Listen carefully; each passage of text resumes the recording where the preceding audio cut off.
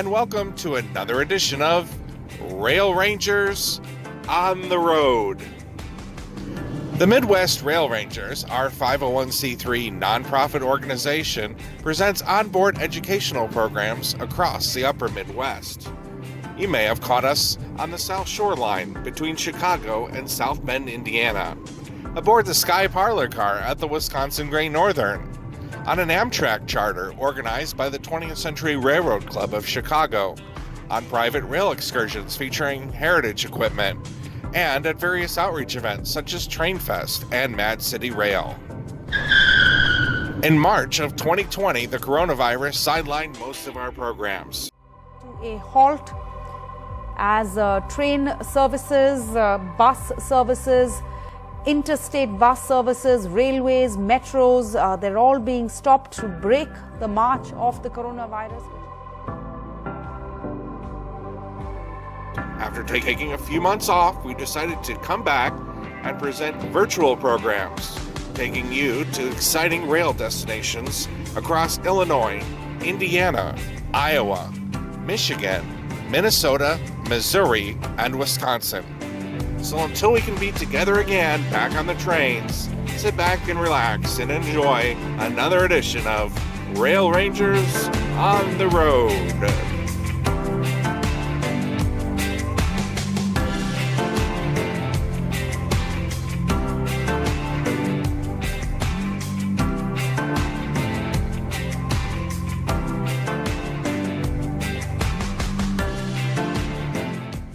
Well, hello, everybody, and, well, we're inside somewhere.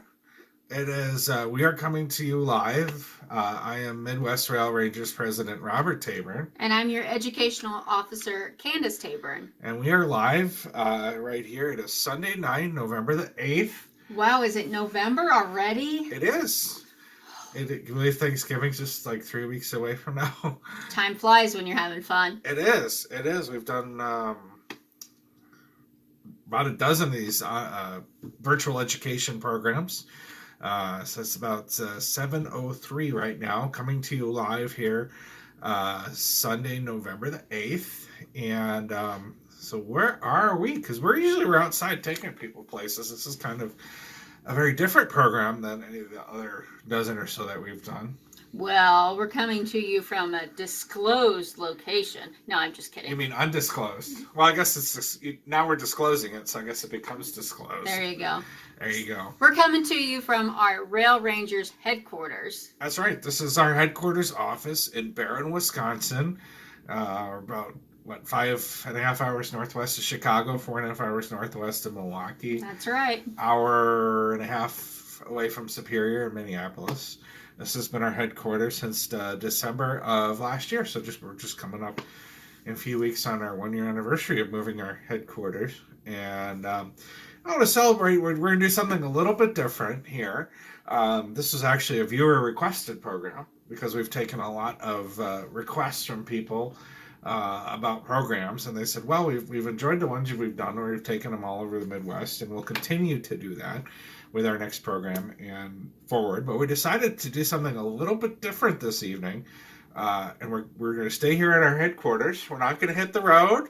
Might be a little too cold for me. Well, just wait till those January programs. I got some really fun ones planned for you. Anyway, so what we thought we would do tonight, and this is one of our, we want to say a special thank you to all those tuning in with the 20th Century Railroad Club of Chicago, and also watching us on Train Web this evening. So one of our viewers from the 20th Century Railroad Club said, why don't you, we'd like to know more about you guys. You guys are always taking us somewhere. We would like to know more about the Midwest Rail Rangers and what you guys do. So we've solicited questions the last couple of months over email, and we put together, we're going to answer 10 different questions that we have tonight from 10 questions. 10 questions. We picked just 10 at random from our viewers, and maybe if this is a success, we could do another one in the spring of next year or summer of next year or something like that. I said, we'd like to know more about the Rail Rangers. You guys are always taking us somewhere and showing us cool stuff. We'd like to learn more about your organization and what you do. So we thought we'd come to you live tonight. Again, it's about 7 after 7 right now, Central Time. And while we answer these questions, we have other docents down in Chicago who are standing by monitoring or helping us with the production of this feed. And so if you have any other questions, you can also type them in the comments over there. Over here on the left-hand side of your screen. So we have other docents who are standing by in Chicago, where most of our docents live. And they can answer your other questions about our organization. And especially if you have questions that we don't go over and that we could help you answer. So sit back, relax. I got my tea here. I've got mine. So we're gonna kind of do it informally. We're gonna sit around the fireplace tonight and just kind of chat about what the Midwest Rail Rangers are, and answer some of your questions tonight. So I know you picked out 5 from your email, and I picked out 5 from my email. And that's right. So do you want to rotate back and forth? I'll ask one, and then you can ask one from your list. Sure. Or how do you want to do this? Hopefully you didn't pick out any that I don't know the answer to. Well, those are I purposely picked out the ones you didn't know the answers to, and I'm sure you did the same. So yeah. All right. So first question comes from Nancy, who is watched some of our virtual programs over in St. Paul. It's about an hour and a half to our west. And she wants to know, very good question. She wants to know the history of our organization and how the Midwest Rail Rangers got started and all that. Because she said she watched one of our programs, and she said that she noticed we're celebrating our 5th anniversary this year, which we are. 2020 is our 5th anniversary. We had a lot of cool stuff planned, but because of the virus and everything, we weren't able to really do any of it. But Nancy wants to know a little bit about the history of our organization. Well, so, I'll do my best, but hopefully you can help me fill in the gaps, because I'm not a date person. I'm a name person. Do you want me to? I guess I should start, because this is, and then you can kind of fill in where you came in, because this dates back more than 20 years. I mean, even before you became involved with all this, and even before I came involved with all of this. So sure. I mean, we got started at the beginning, but we don't want to go too much, because we don't want people to start dropping off watching this. No, don't go anywhere. Because they get bored of the long history. Don't go anywhere. Let's paraphrase the history. Oh, okay. Yes, less is more. That's what they say. Anyway, yeah. So Nancy, we'll keep it to we'll keep all these short, because we got to get through this list of 10 questions tonight. So we'll paraphrase in a few minutes. So I'd say the Rail Rangers, I give credit to how we started, and it kind of goes back more than 20 years, really. Our program started basically out of Trails and Rails, which is a program that was started with Amtrak and the National Park Service. And Trails and Rails was started down in Texas in the mid-90s. And it came to Chicago in 1999. Started by a gentleman who unfortunately passed over the summer. His name was Jim Carr. And Jim was a canal docent on the I&M Canal in the Chicago area, Lockport. And Trails and Rails was expanding. And Trails and Rails basically had interpreters in green shirts who would do programs on the trains. And they started on the Texas Eagle down in the city of New Orleans and Sunset Limited, expanded to Chicago in 1999. And they would go on the Texas Eagle between Chicago and St. Louis. In 2005, they moved off the route for the Lewis and Clark 200th anniversary. And they would go from Chicago to Minneapolis and Chicago to Winona, Minnesota. I became involved. I was coming in 2006. I was coming back on a trip from Alaska on Amtrak on the Empire Builder. Ran into some of the docents, and being loving national parks and Amtrak, I'm like, oh, I have to get involved in this somehow. And they were expanding the next year, going to 7 days a week in 2007. Wow, that's So a lot. it is. So I think they were looking for like 70 docents total. So a bunch of us joined in 2007 doing the Trails and Rails, and we really enjoyed it. It was a really cool thing. So I did that for 4 seasons, 2007 through 2010 on Amtrak during the summers. Really kind of learning the ropes and kind of getting my beak wet, as they say. Really enjoying the Trails and Rails programs. In 2010, our route was cut on the Empire Builder, and we didn't have any programs. And then we came together, got married in 2012, and one of our pet projects, I'll let you take it over, was a Southwest Chief. Yeah, so we decided to form a Trails and Rails group on the Southwest Chief, and we had the support of the local hotel in La Plata. And so we approached the National Park Service person that was in charge of the program, Jim Michalka, and Amtrak at the time, and went to them, told them that we had this opportunity to bring a new Trails and Rails program to the Southwest Chief, and we accomplished that. And we had an awesome run. We reached tens of thousands of passengers. I think over 50,000 in the two and a half years we did from 2012 to 2015. We had 2.5 seasons on the Southwest Chief that we were in charge of the group, managed I think like 35 docents. Yeah. Would go during the summers, and then I think we ran in the winter for a couple weeks. So with those runs, we met great people on Amtrak. The crews were awesome. Absolutely. Crew number 1 with Kimberly and Gina. Yeah, they were awesome. Always our favorite. Moses was great too. Anyway, so we had some disagreements, I guess, come up in the summer of 2015 with the way things are managed with Amtrak in the Park Service. Unfortunately, we just couldn't see eye to eye. I guess not going to go into details on here.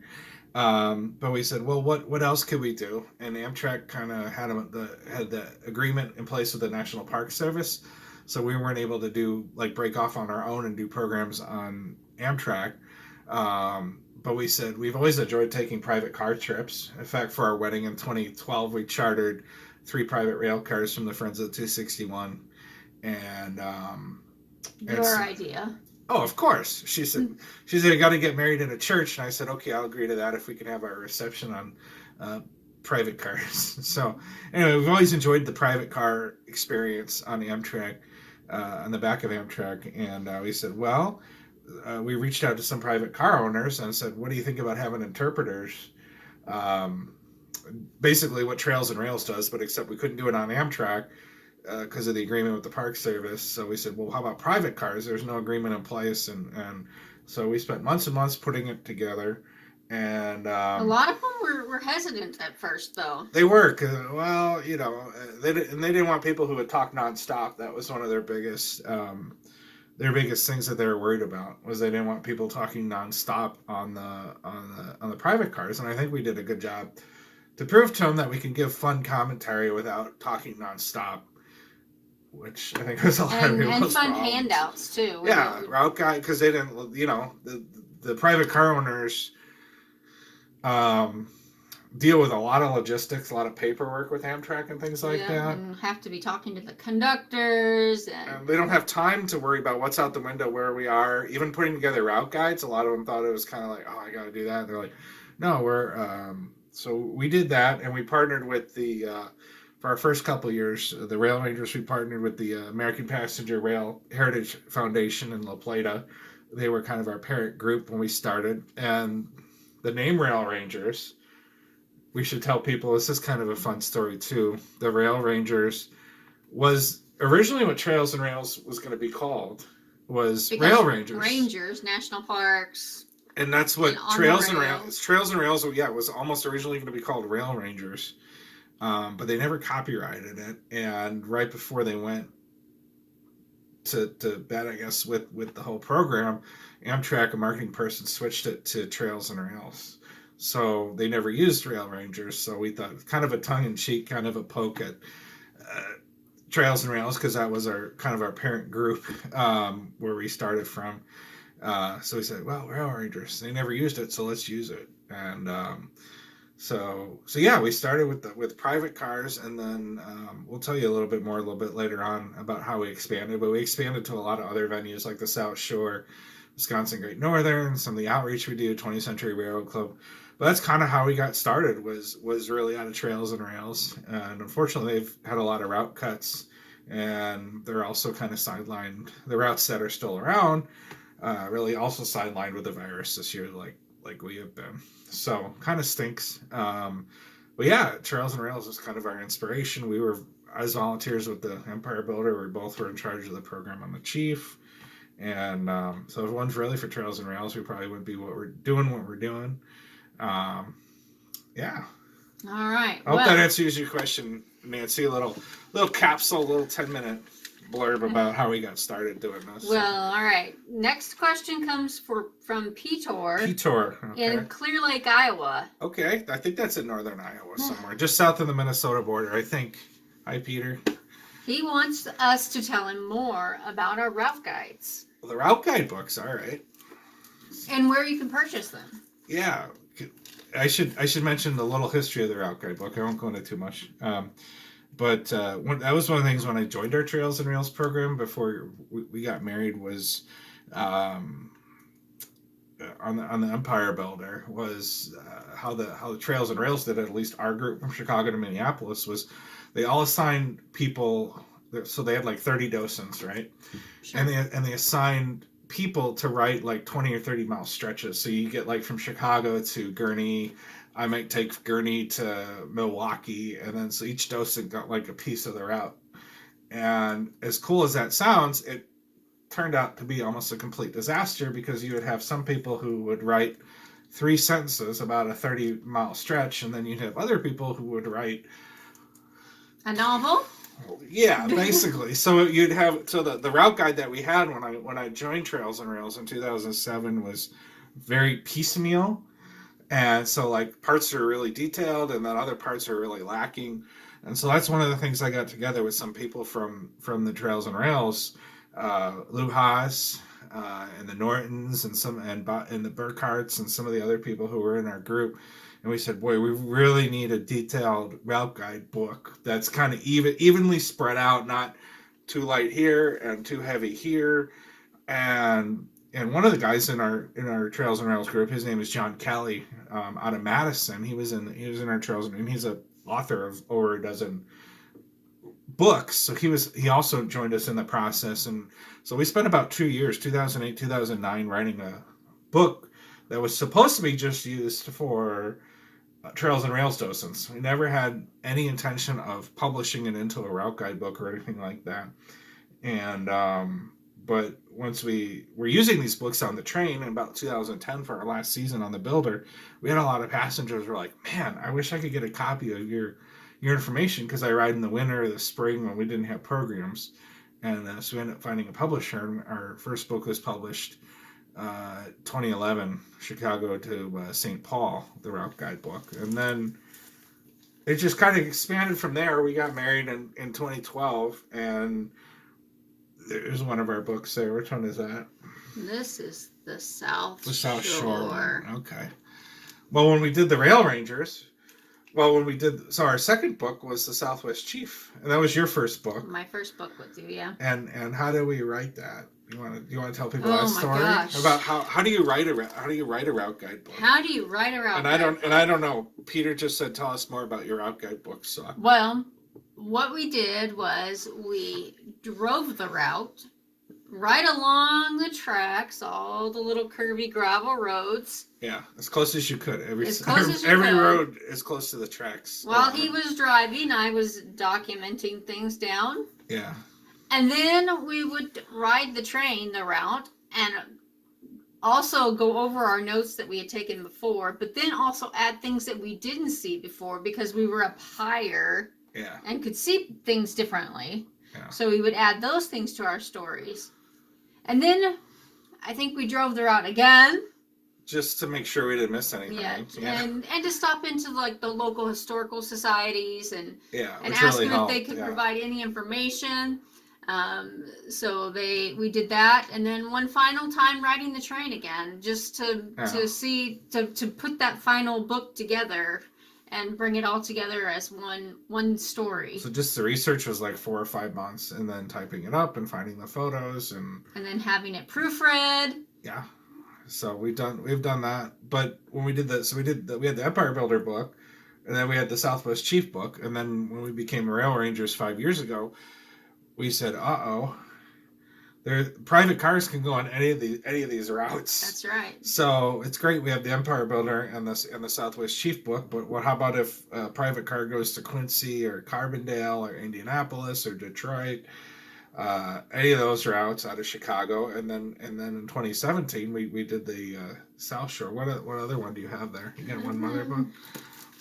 I have Chicago to Detroit, Michigan. Yeah, so private car goes on the line to Detroit. Yes. So yeah, we ended up writing kind of smaller books because we had so many routes to cover.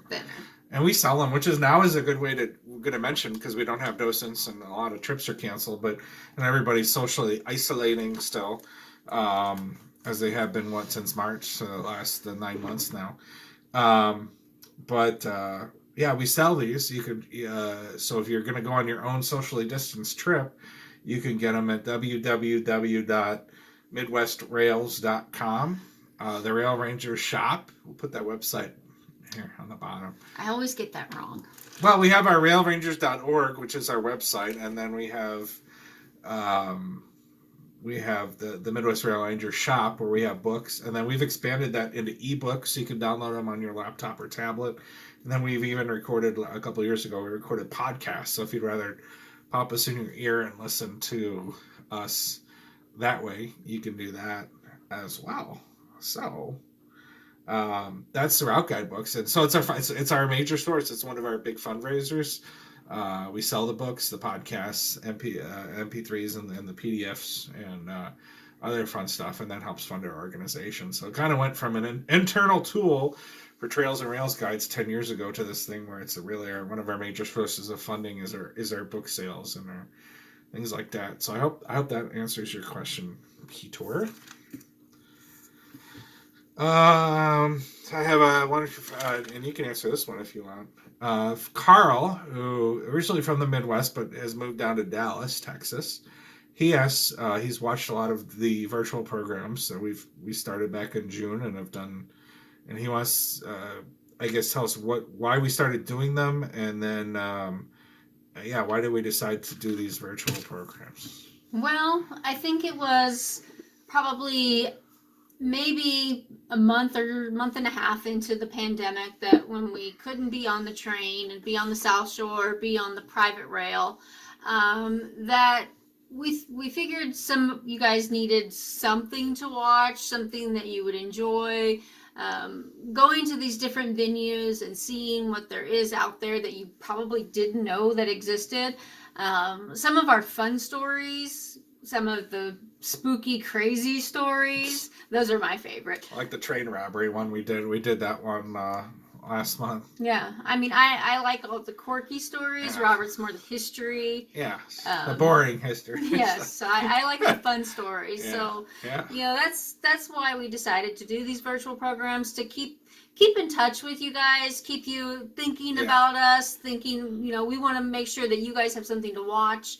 And to just stay connected with you guys, because we're all in this together and we have to keep each other entertained somehow. Yeah, even if it's coming to you from our office, you get to I get I never thought a year ago. I mean, we were very busy last year in 2019 with we had 5 or 6 private car trips. We were running on the South Shore every 2-3 weekends. We just started our new partnership up with the Wisconsin Great Northern with their Sky Parlor car and all that stuff. And if you told me 2020, you're not going to be doing any of that, and you're going to be doing these virtual programs, I would have been like, what? But pretty much with this pandemic, I thought it was going to I thought it was going to pass. I don't know, back in March when it hit, 8 months ago, 9 months ago, I thought, we'll be off the trains for maybe a couple months, and we thought by summertime. We thought by summer, and then it's fall, and then now, we're 7 weeks away from 2021 now. Going into winter.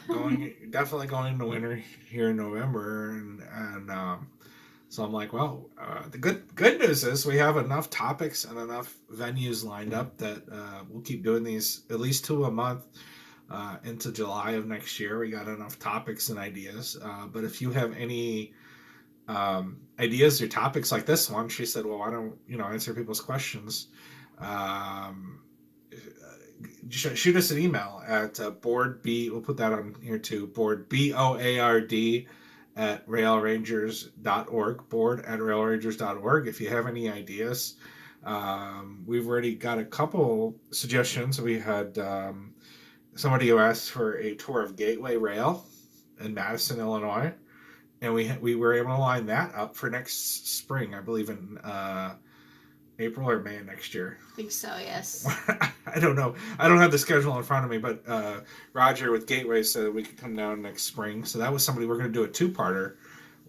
First part will be a shop tour. The second part will be the high level, and we'll go in the one of the private cars and whatnot. So if you have any ideas, any great places that you recommend, we do programs in Illinois, Indiana, Iowa, Minnesota, Michigan, Missouri, and Wisconsin. So if you know of any cool place in those areas, drop me an email. Drop us an email. We'll try to get to that place. And we're glad that I guess we're glad that you're watching these and enjoying these and whatnot. And hey, we're here, and like we said, we'd rather be doing this than nothing.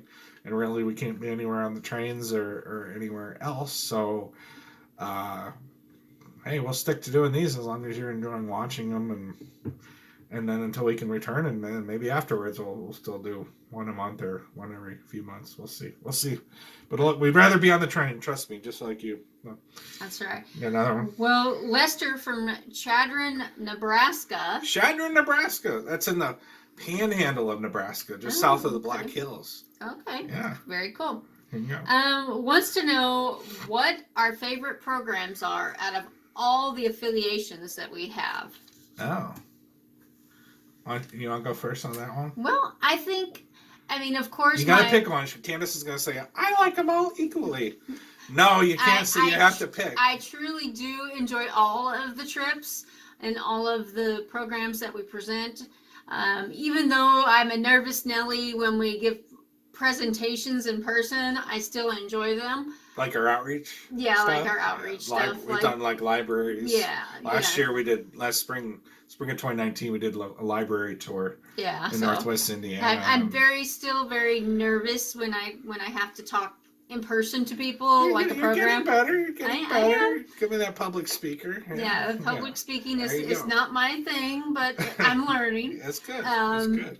So I think my all-time favorite would be the Southwest Chief, because that was my very first route, and that's the route that I put my heart. Not that I don't put my heart and soul into everyone, but that was the one that I helped form. That was, I helped bring that one to life. And then I'd probably say that the South Shore is my second favorite, because it's a different type of train. It's a commuter train. You're going through the city, you're going through the industrial part of the lake, and then you're out in the farms all of a sudden. And it's just really cool how that scenery changes as you go along. I always tell our new docents with the South Shore, I always say there's such a variety of scenery. I enjoy doing our regular programs on that route, and can't wait till we get back to doing that.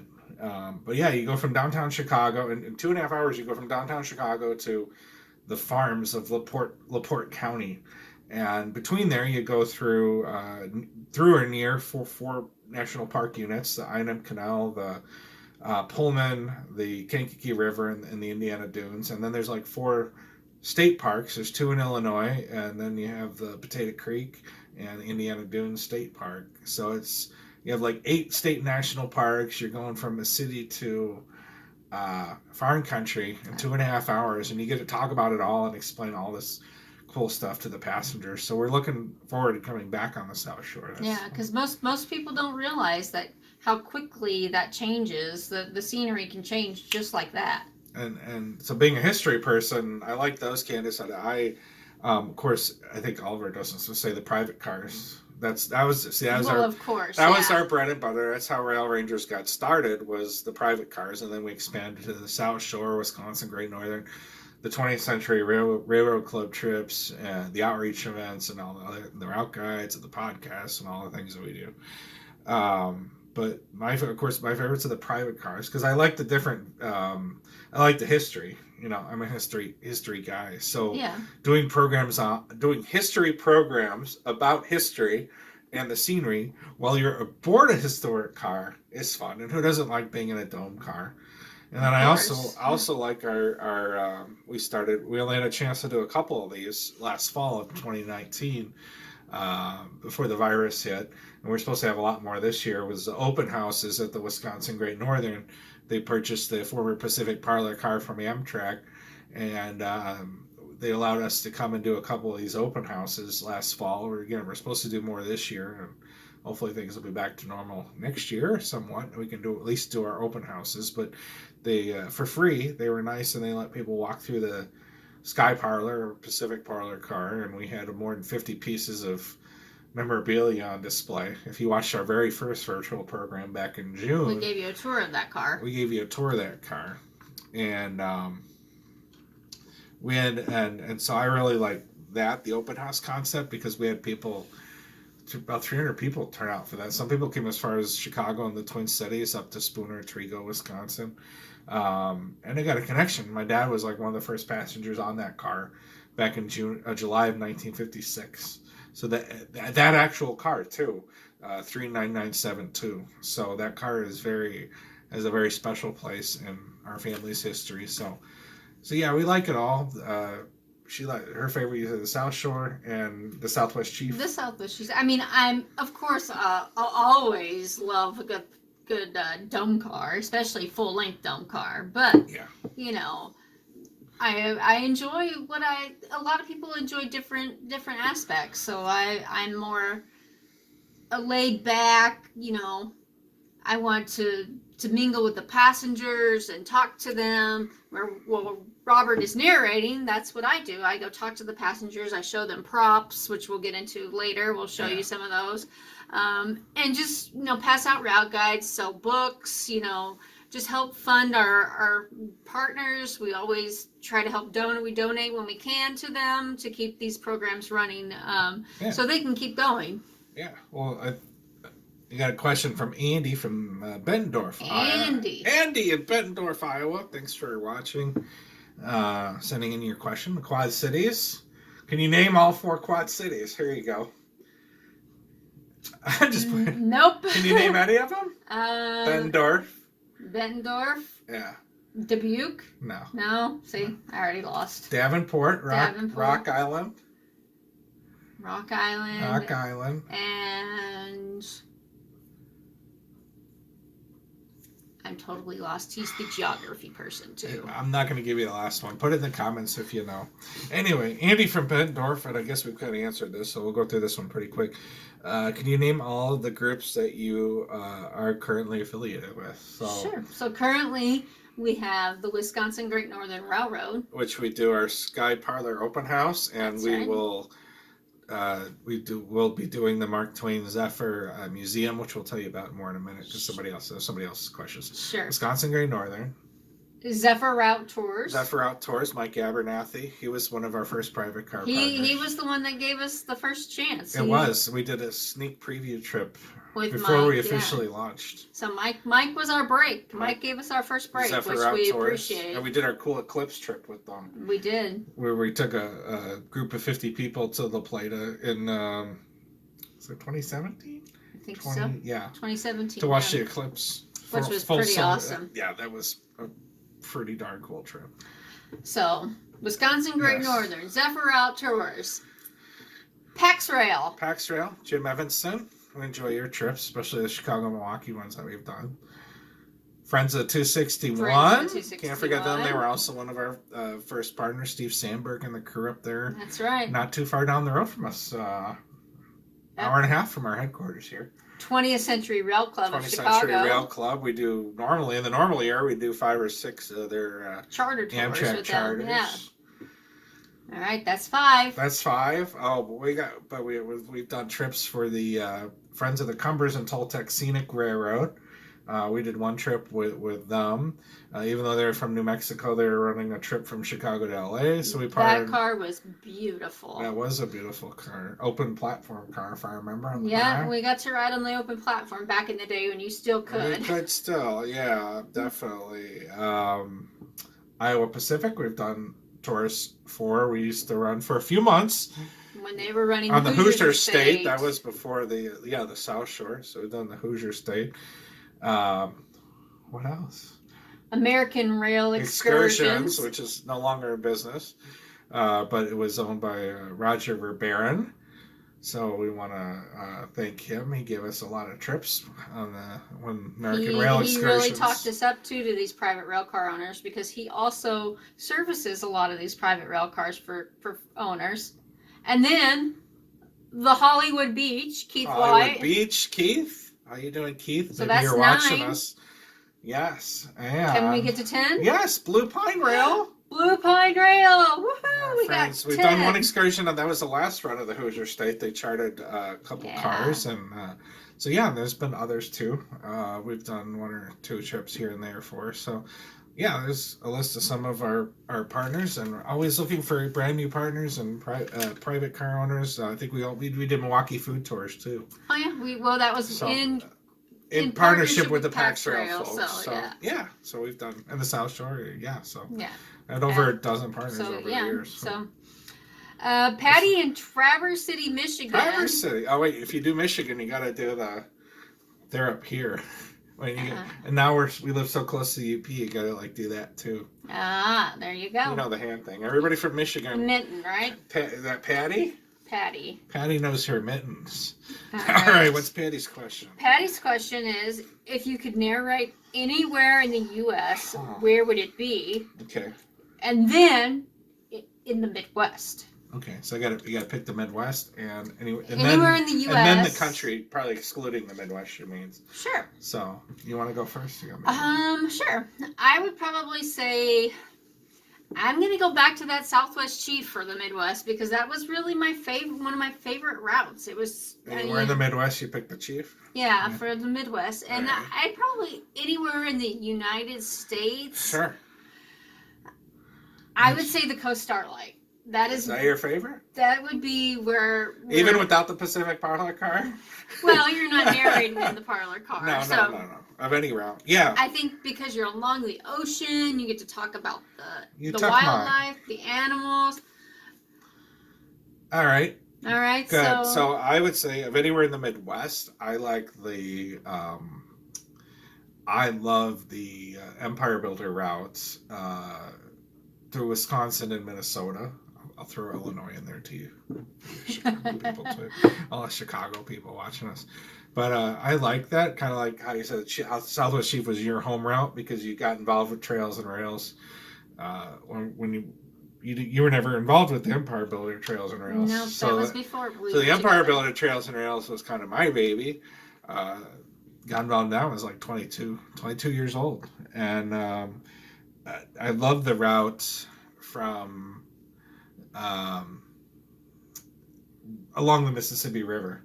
And it's kind of funny, when we did Trails and Rails, we were scaled back our last couple of years. The program would only run through Winona, Minnesota, which was just after you cross the Mississippi River, we would get off the train. It was kind of scaled back because of some schedule changes.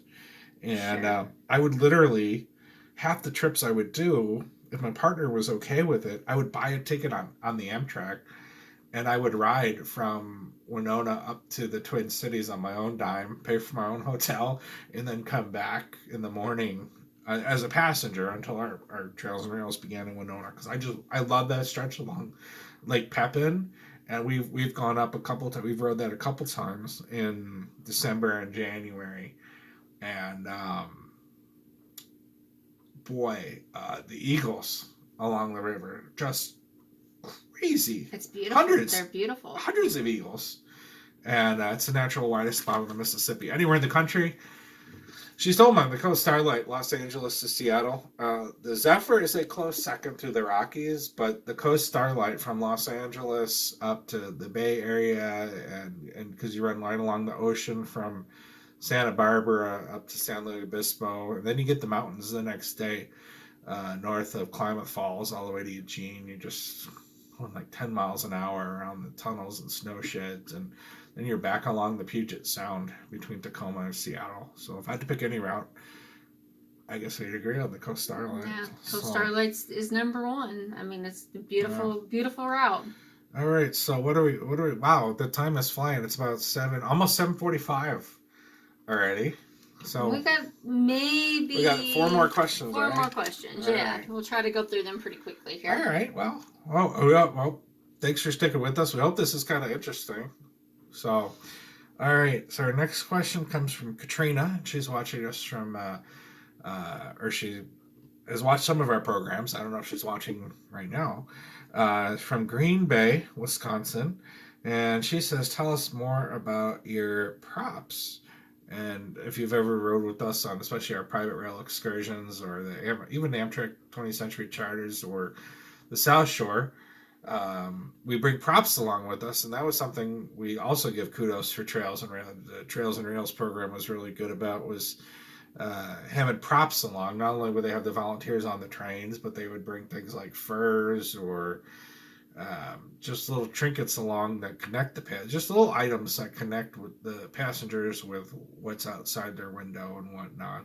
So that's something we definitely, you and I, incorporated into Rail Rangers when we formed it. That's one of the best tools that you can have to interpret something or to tell a story, is to have a prop that people can, because a lot of people are visual learners, so they like to see things rather than just hearing a story. Yeah. So did you want to show some people, or sure, we have a couple of the props here, or we can show people on our live feed tonight? Well, this is your favorite, isn't he? This little guy, he's my favorite. You're loving on him more than you love on me. He's got his own ID tag. Look at that. His name is Killer. Yes. He was named on the Empire Builder, right? Yes, he was around on the Empire Builder Trails and Rails program, and we had a contest.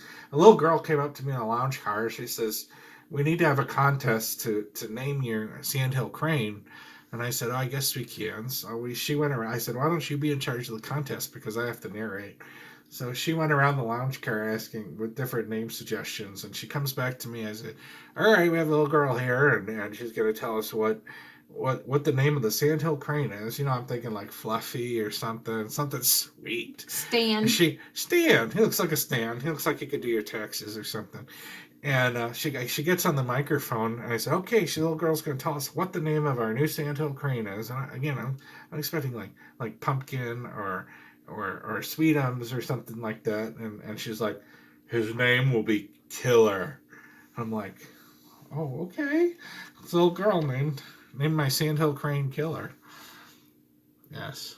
You got to watch out. He has very foul language. He likes to peck on Robert, too. Yeah, yes. He henpecks, even though he's all right, Sandhill Crane. Very foul language, I tell you. His egg, he also has a part-time job. He's an accountant, too. Now, during the pandemic, even Killer had to get a job. Oh, did he? Yes. Well, I didn't see any benefits from Killer having a job. He's helping us plan our nest egg. Okay. All right. Well, here's some fun facts that you probably, a prop that we use. Of course, we don't have the actual product. We just have the label. And that is beet sugar. And that's on your Southwest Chief route. That is on my Southwest There's a Chief. beet sugar plant between Chicago and Aurora. It's on the north side of the tracks that you can see. Yeah, so they gave us one of their The labels. Labels. So we laminated it so we can share with what everybody. is in beet sugar. So even if you take the Metro out, it's in Chicago and Aurora, you can see that. So Well, then, what do you got there? An empty jar. That's no fun. There should be some food in there. so if you can see this, I have a ball jar. Ah. But this isn't just any ball jar. Okay. This is a blue ball jar. Blue balls jar. and, and it's a very unique jar because when they make jars out of sand. Yeah. So they compress the sand down and heat it up and melt all the silica in it to make the jars. Yes. So this jar was made from the sands of the Indiana Dunes. Before it was a national park, they Yes. would mine the sand. We want to mention. It became a national park in Yes. 1966, state park in 1920s. So most of that sand from that dune that was removed ended up where, Robert? Chicago and Milwaukee, Northwestern University. They as landfill to extend Northwestern University. There you go.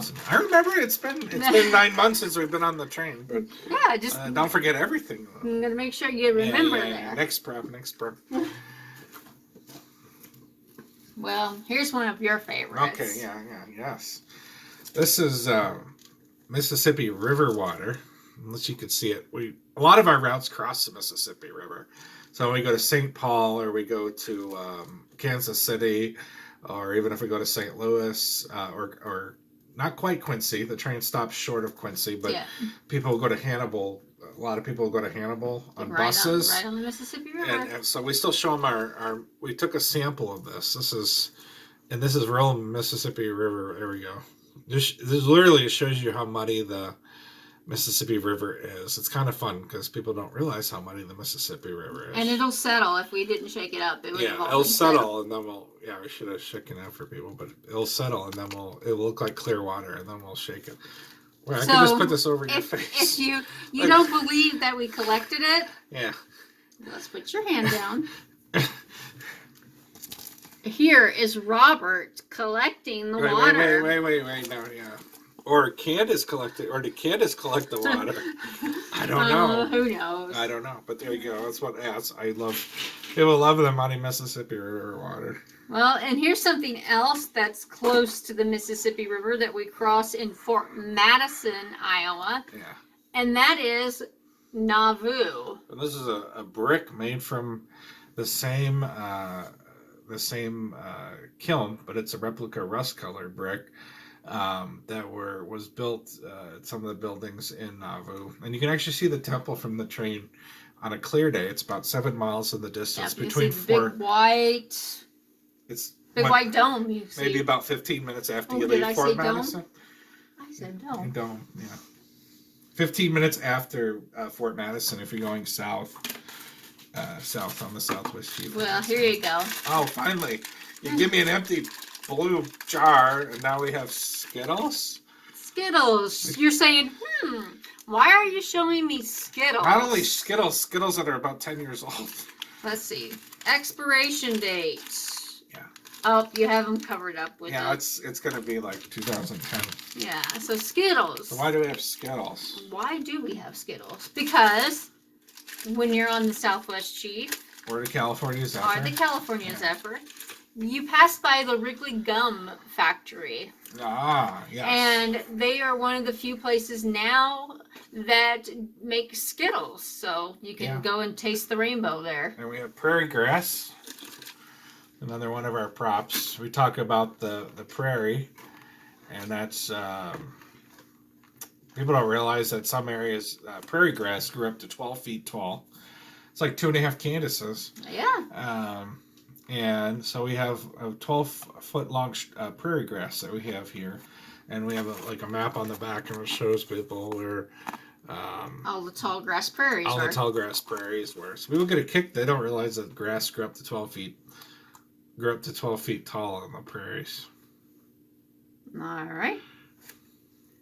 We got just a couple more props to show you. Yes. Again, one of my favorites. Okay. Like Robert said, the bald eagle. Of course, we can't have a real bald eagle on the train. That would be against the law. Yeah, just a little bit. But... And it'd be a big mess for the private car owners to clean up. Probably, yes. Yeah. His name is Preston. Named after one of our favorite private car riders. Yeah, we named him after one of our... Just as handsome white hair. That's the real Preston. One of our favorite fans that rides with Mike Abernathy and Zephyr Route Tours was Preston. So Yes. our bald eagle didn't have a name, so we decided to name him Preston in honor of Preston. And our last prop that we're going to have is cranberries. Did you know that from Wisconsin? And Wisconsin, when we do our programs on the private cars on the Empire Builder route or 20th Century Rail Club trips, we go through by cranberry marshes near Toma, and we point that out to people. You can really see them, especially a little not so much now in November. It's kind of getting our first snow and frost, but when they're harvesting them, yeah, it's awesome. kind of about a month ago, October is a big cranberry time. So it's all about having fun and showing people us. That's more about our props and what we do. So All a couple right. more questions. I know it's getting about 55 after 7 already. So All right. So go to Will this. from Monticello, Illinois. There's a railroad museum there. Yeah. Okay. I've never been there. Never- There's one for us to do a program. There you next go. year. We could try to do a program Sure. there. Why not? So Will from Monticello, Illinois wants you to tell him about the Mark Twain Zephyr That's project. me. Why don't you tell them? No, you. No, you. No, you. No, you. No, you're the man. Oh, wow. All right. Yeah, we sent out a couple of newsletters and stuff about this already. The Wisconsin Great Northern, who we're already partners with for the Sky Parlor programs, acquired the Mark Twain Zephyr. First payment was made in February. Last payment was the end of June. I think end of July, the first Engine Joe came up. And as long as the rest of the cars and Rail Rangers, that's one of our long-term projects. In addition to hosting the open houses on the Sky Parlor, we're fundraising now for the museum car. We're going to turn the baggage car of the Mark Twain Zephyr, because you don't need a baggage car for a 2 or 3 hour tourist railroad ride. No. We're going to turn it into a museum car. We had a lot of our memorabilia, Santa Fe and Burlington and Amtrak on display in La Plata at their exhibition of Amtrak history out there. And then when we became our own organization in January of 2019, we moved that stuff back here to our headquarters, and it doesn't have a home anymore. So we're working on a museum car where we can have a lot of our memorabilia on display, a lot of Zephyr and CB&Q memorabilia. I have an old lantern back here. We're just I don't know if you can see it. Can you see it? It's back there. Maybe not. Yeah, I should have brought it forward, but I'm not going to get up right now. But we're going through a lot of, and we have some other memorabilia in the bookcase and stuff behind me in our office here. We're going to be going through that. So we're going to turn the Becky Thatcher baggage car into say that fast 5 times. We're going to turn that into a museum car, and we're helping the Wisconsin Great Northern, being a 501c3. We're taking in donations for that. So if you want to make a monetary donation to the project, go to marktwainzephyr.com. There's a link on the lower left-hand side. This is Make a Donation Rail Rangers. All the money you donate to that goes into the account to buy memorabilia when it comes on sale. And if you have memorabilia, also send me an email at board@railrangers.org, and we'll talk about any Zephyr or CB&Q memorabilia you have. Could be permanently or temporary put on display on the Mark Twain Zephyr, and you're going to tell people about the book too, which is another component. So we have the Mark Twain Zephyr book, The History, Restoration, and Rebirth. So this is written by Robert and I. Yeah. And over 400 pages. Over 400 Look at that. pages of Yeah. information, starting with the help of a few of our friends, John Kelly, Dave Lotz. help us gather all this So- information. We've had the opportunity to go talk to previous owners' children, Yeah. which was pretty awesome. We got to go to the places where it was kept Mount for several Pleasant, years. Iowa. Mount Pleasant, Iowa. That was our golden ticket right And there. there's some old photos. Awesome exclusive stuff there. in this book too. We want to mention exclusive Yeah. exclusive photos in this book. Let's see if I can find any. Like here's the. Find this. Yeah, this is this is photos of one of the derailments. Yeah. And so exclusive articles, newspaper articles, and We got to go to Manuka, photos. where it sat for a while, and Yeah. where the actual, was it a Winton? that is the engine. Yeah. That it was taken out in Manuka. So a lot of fun stuff. So our book's for sale as well at the Rail Ranger store. So we'll push that at MidwestRails.com. 100% of the proceeds from the sales of these books go toward The Becky Thatcher. Museum car. So that'll be something we're going to work on in 2021 and 2022 and in future years with the Wisconsin Great Northern into developing this into a really cool Zephyr and the Zephyr Museum and whatnot. So books, monetary donations, And if memorabilia you know, donations. you know anybody so- that has pieces of the train? The train, rumor has You it the know, medallion. The medallion is still out there. Medallion, the the name plaques. the name plaques, yeah. The Mars light. There's Yeah. rumors that that's out there somewhere too. Somewhere. So anyway, yeah, if that's a little bit more, and if you want more history on the Mark Twain Zephyr, you can do marktwainzephyr.com is the website that we manage for the Wisconsin Great Northern. Has a brief history, but the book is a great.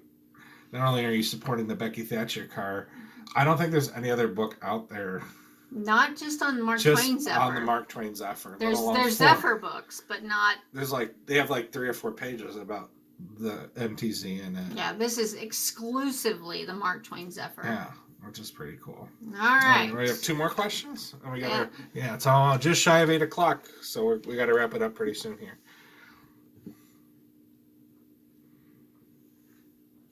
Was that mine? That's yeah. you. Oh, okay. My last question comes from Vince from Plymouth, Indiana. Plymouth, Indiana. I believe that is on US 30, the Lincoln Highway. Did you know that? Yeah, on the way. I didn't know that, but Chicago and Lincoln Fort Wayne. is one of my favorite people in history. I think So that's where 30 and 31 come together in northern. So Okay. hi everybody in northern Indiana and Vince. This is a good and appropriate one. We've been the reason why we're here tonight and not on the train with you. Vince wants to know during the last 8 months here of the pandemic, since March when we stopped doing most of our programs. Vince wants to know what have you missed most? I presume he means that when it comes to the Rail Rangers, not just our personal lives and whatnot. So what do you miss most, or what are some of the biggest changes that Vince wants to know? I think the thing that I miss the most is the in-person interactions with the passengers, talking to them, Yeah. getting them involved. We have a junior ranger program, junior rail rangers program, to try to get the kids involved, to have them put those tablets down and look out the window and enjoy nature. And then at the end of the ride, if they completed their tasks per their age requirement, then we present them with a little golden badge or a sticker or a little prize, whatever we happen to have that day, just so they have some sense of accomplishment and they've learned something new. Yeah. My favorite thing is when they come up to me and ask me what I have in my traveling trunk. And the first thing I always show them is Killer, of course, because he's one of my favorites. Yes, and then I always follow that up with the Sandhill crane mating call. Sure, you do. He's actually made some dance out in the field once. It was kind of creepy. Okay. So what have you missed? You miss the interactions. I miss the interactions. So what do you miss the most about our programs? Yeah, I mean, it would kind of be the same thing. I've enjoyed traveling around. We've been to a lot of places since June when we started doing our virtual programs. We've been to Mount Pleasant, Iowa. We've been to Mount Pleasant, Iowa twice because we got the station tour and then the Midwest Threshers. We've been to Adair, Iowa, and Rondon, Illinois, and we got a lot of cool programs still planned for you. We're gonna go to Gateway Rail next year. We got other programs. We're gonna do a 3-parter at the. You all right over there? I am fine, just getting a drink. Oh, okay. We're going to do a 3-parter at the Green Bay Railroad Museum. The Green Bay Rail Museum. 3-parter. National Railroad Museum. There you go. Get it right. Yes, and we're going to go back, I think, to Mount Pleasant a 3rd time. 3 times? Oh, yeah, I haven't told you about that one yet. Holy moly. We're going to go up to... we arranged in May, we're going to go up to International Falls, and we're going to get our first ride on a speeder and motor car with Linton Brooks. That's going to be pretty cool. So we got some cool programs planned for. So virtual programs have been cool. We did Dubuque too. That was one of them. The Fenland elevator place. But yeah, it's the in-person interactions. It's not this. It's fun doing these programs. Wow. You got a little excited there. David Letterman.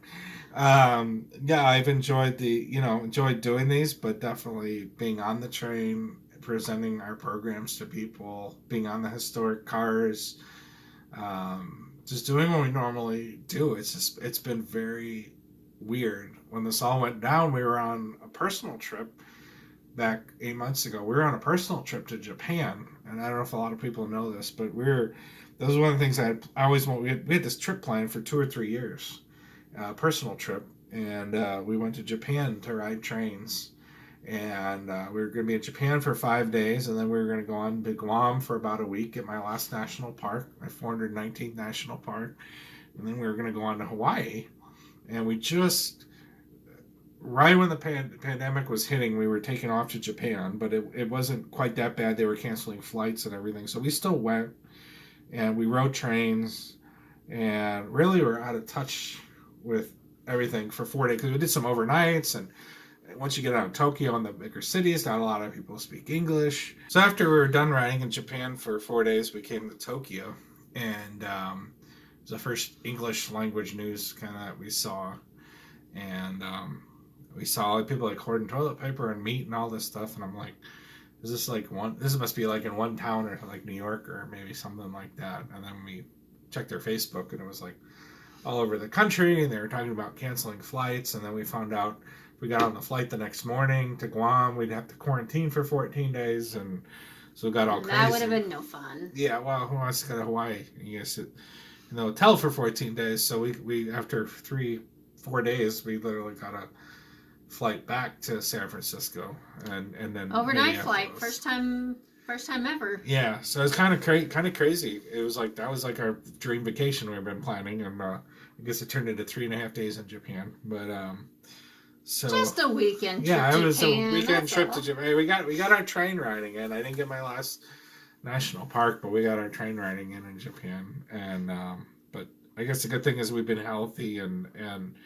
But yeah, it's been such a weird time because we're so used to, especially in the summer, just between the South Shore, which is year round, and then you add on the 20th century trips, which is usually once a month in the summer. Then private car trips kind of go gangbusters from about April to October. Then we were especially October. Yeah, almost every week there's a private car trip somewhere that we were doing, and then the Wisconsin Great Northern. We were supposed to have open houses every month of May, June, July, August, September, and October, and so it was supposed to be a busy year. We had all this celebration stuff for our 5th anniversary this year too that we were going to do. We were going to make some documentary and films and show them to people on some trips, and so yeah, between the interactions like Candace said, and then actually having a celebration, having all 10 of our docents together to celebrate, and because of social distancing and stuff, we've had to do a lot of Zoom calls and Zoom meetings, and all of our rail rangers really haven't got together We've done bits and pieces here and there with one guide and being 6 feet apart and wearing masks and all that. But we haven't had we're hoping to have a celebration, have all of our guides come together and do a big party or dinner out somewhere. And so I guess between the interactions and then not fully being able to celebrate, which should have been a celebration, something we worked hard for our fifth year in operations here. We're not going to get a chance to really celebrate that. But I guess in 2025 we could celebrate our 10th anniversary of doing We could have a belated 5th year so. anniversary celebration. Yeah, I mean, hopefully sooner than later. But I guess my number one thing is we miss all you guys, and thanks for watching our virtual programs. And we hope you're enjoying them also. We're We trying hope that our we can bring a best. little joy to your life. trying. Where we can't be together, we can do this virtually and bring a little joy, bring some information that you may not have known. Yeah, this is like better we than said. nothing, I guess. I don't know. So Last question, Our 'cause last question. We've been yakking on for an hour. It's after 8 I o'clock. know they're already. gonna want to go to bed soon. Yeah. Is from Tom Tom in Revere, Missouri. Revere. That is on your Southwest Chief route. It is. Revere. Yes. He wants to know what it takes to become a Rail Rangers guide. Well, why don't you tell them the process if somebody's interested? Well, the first thing you're going to do is you're going to email us at board, B-O-A-R-D. Like you're bored and watching this video. No. No, B-O-A-R-D. Like the Board of Education that you would have gotten when you were younger. Not B-O-R-E-D. Yeah. Oh, all right. So, board at railrangers.org. Yeah. I always get that confused. I always want to say .com. No. Someone else actually grabbed the .com before we got it. If So don't anybody go to- knows don't go- that the .com comes up for sale, we're interested. Keep us in mind. Hey, you're drinking my iced tea. I am. It's good. Anyway, email us your inquiries that you want to Is become. there a little booze in here? There might be. You want to become a guide, and we will get you hooked up with our Vice President, Robert Neal, for a run on the South Shore with him as a test run. And then he will do that a couple more times, and then Robert and I usually try to come do one with you. That way we can evaluate you also. Yeah. And then you'll have a final run either with Robert Neal or ourselves. Yeah. And then if we feel like you fit for our program, then you will be gone through orientation with us. You'll be given the rule book, which is pretty heavy. Yeah. Lots of I pages. wrote that one too. He wrote that one too. So you'll be given our standard operating procedures and our guides, access to all of our route guides we usually give you. That way you'll have the training materials that you have. And a lot of people, and people come from all different backgrounds, I want to mention. Yeah. So like All we different have, backgrounds. without naming names, we have a nurse practitioner. We have, But she was a rail fan. Yeah. We have a professional clown and police officer. We have a couple salespeople who have sales backgrounds. One in, I think, lumber and beverages and computers. Computer programmer. Computer programmers. And then you have me. Yes. That wasn't a rail fan. That, kind of was brought into this through marriage, which I've learned to enjoy and love it and support Robert in his passion for it, and it's become my passion also. And wanted to mention about the rail fan. We have a lot of rail fans who, I'll be honest, I get a lot of emails from people. I want to join the Rail Rangers, and do we get to ride for free? And it's like, if that's your first question, probably we're not the program for you, because it's about serving the other passengers, and even though, and I kind of warn people, we've had to not pass some people who were just wanted to talk trains the whole time, because I always say we gear our programs at the Midwest Rail Rangers sometimes we'll do a rail fan program, like a 20th Century Rail Club or other rail, NRHS. We did that. We had the Model Railroad do a ride with us on the South Shore, and then we tell, oh yeah, this is the branch line that used to go to Yeah, Elkhart, Indiana. But I always tell our new docents that we gear our programs to the grandma who's sitting 7 rows back, who's just on the South Shore, or maybe just a private rail trip or the Amtrak charter. She's just out there with her grandkids looking for a fun day on the South Shore. So we don't need to tell them this is the branch line. It used to go down to 115th Street on the south side of Chicago. We talk about rail history, but I look, and this comes from the Trails and Rails too. The philosophy was that, we're not geared toward rail fans. The train is the vehicle that we're using as our vehicle to be on, to present about nature and geology and geography, and you throw in a little rail story here and there, that's fine, but our focus isn't, unless it's a rail history group like NRHS or the NRMA or Wisconsin rail fan groups, or Railroad Museum is going to come specifically ride with us. We can tailor our programs, and we can do one heck of a good job on that. Normal programs, sometimes I have to tell them to dial it down just a little. Sometimes I can tell her to dial it up. Dial it up. But yeah, the train is more the vehicle that we do our talks and our programs on, and our focus is the history, the geology, geography, the people, the places, what's going on outside your window. So a lot of teachers too in our group. Former, I think Lane Tech, one of our guys is from a high school and teacher and administrator, and so a lot of teachers, lots of different backgrounds, and even we're, like he says, we're not there just for the rail fan. We're there for everyone. Yeah. So that's where we put those fun, quirky stories in, and those spooky stories, So we hope that you've enjoyed this virtual tour with us. We got through all 10 virtual questions. Tour of our office. Of the Rail Rangers. The virtual tour. Virtual tour. We got through all 10 of our questions. It's only about 10 after 8. So sorry to keep you guys up so late. It's all right. But what else? Sunday night. What else you got to do? So, you've got laundry to put away. Yeah, and you got vacuuming to do tonight before you go to bed. So, because of the office is really one room of our house as well. So, thanks for joining us. Yeah, our next edition is our next virtual program 2 weeks from tonight, November the 22nd. Mark your calendars. I'm going to check my calendars, make sure that's right. See, I have a calendar right here.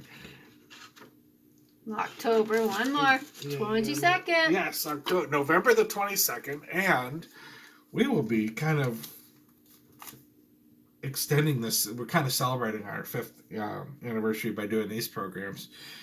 This one from our headquarters. We are actually going to go to our former headquarters, which would be La Plata, Missouri. Yeah. So we thought for our 5th anniversary, for the first 2.5, 3 years of our program, we mentioned we were part of a separate nonprofit. We became our own nonprofit, which I don't think we mentioned at any point in this video. When we spun off and became our own independent nonprofit group in December of 2018, beginning of 2019. So for the past 2 years, we've been our very own independent 501c3 organization, but the Rail Rangers were, for our first 2 or 3 years, were part of a separate nonprofit group who is based in Northeast Missouri, and that was one of our other requests. I said, hey, could you go back to your former headquarters, because our headquarters is now here in Barron, Wisconsin. Go back to our former headquarters and show us some of the cool rail stuff that used to be in La Plata. There used to be a lot of fun things to do in La Plata. You had the Memorial Library. What else is there? There was an art gallery. Art gallery that's no longer there, and a lot of fun stuff. And then there's still cool stuff to check out. And the event center. I mean, the center is still there, but it's no not longer part of the organization either. So we'll pry around. We'll take you to their 1940s depot. We'll pop in there. We'll take you to the Chris Gunzler Million Mile Overlook, which is still there. It's named for Chris Gunzler, who got his 1 millionth rail mile. Right there in La Plata, Missouri. Yeah, he has quite a story.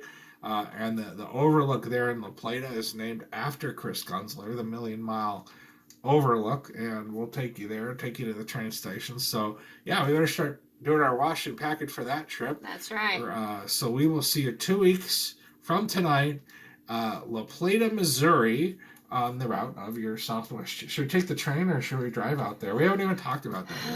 I don't know. We'll talk about that later. Right. Let's not keep them. All right, November 22nd, Right. 2 weeks from tonight, will be our next virtual program. And then for December, we have 2 more programs that are coming up. We're gonna be talking about the Great Omaha X in early December. Will be one of our programs. And Some pretty cool depots on that Omaha X. Yeah, and then you'll take people for a tour of the Apostle Islands, which is up at the north end of in Bayfield, at the north end of one of the branches of the Omaha X. That's right. And then we'll hear from some of our docents for our last program of the year coming up. I believe at December 20th, somewhere around there. That's your birthday. That is my It birthday. is. You get to do a program. Awesome. So yeah, we'll do a program about everybody's favorite Christmas memories and such like that on trains and whatnot. So still got 3 more programs: La Plata, the Omaha X, and Christmas. Christmas time on the trains. Anyway, we'll let you go. I know it's past 8:15. Thanks so much for tuning in live tonight. November the 8th. We'll see you 2 weeks again, November 22nd from La Plata, Missouri for our next program. Until then, take care. Thanks for watching us, everybody. Thanks, everyone. Bye.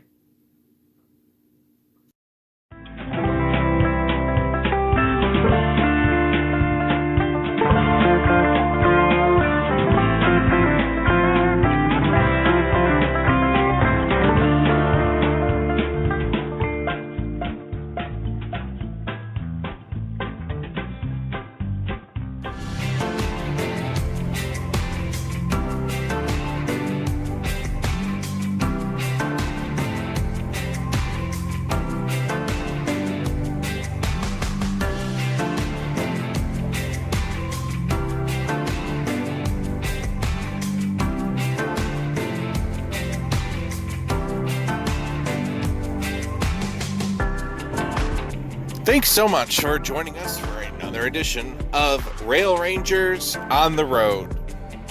To learn more about the Midwest Rail Rangers, our 501c3 nonprofit organization, simply log on to www.railrangers.org. That's www.railrangers.org.